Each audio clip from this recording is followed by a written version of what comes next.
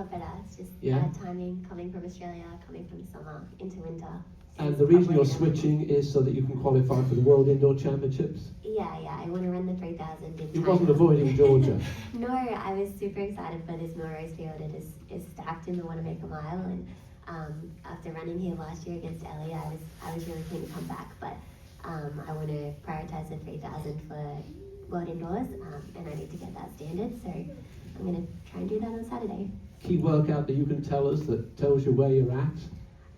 It's probably different than this time last year. I think for me, like, I'm pretty confident in my endurance right now, and just sort of having seen some inroads there, I sort of tried to do, in a way it's kind of dangerous because you do have a blueprint from last year, and comparing direct sessions is like a dangerous thing. But I did have a note that I had tried to do 6-5,000 at 70s exactly a year ago and couldn't do it.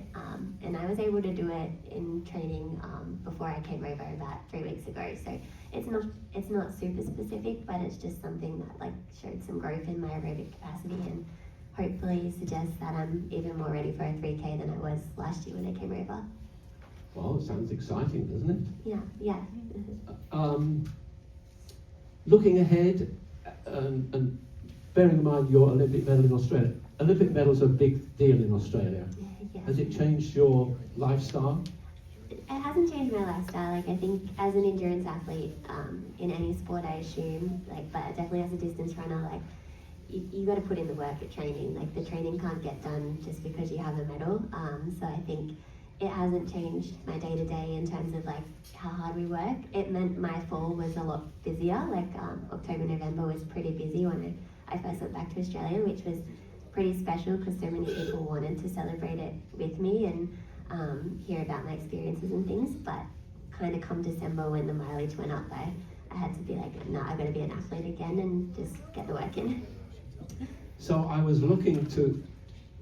thinking maybe you'd be the first Australian to ever win a Millrose Games title.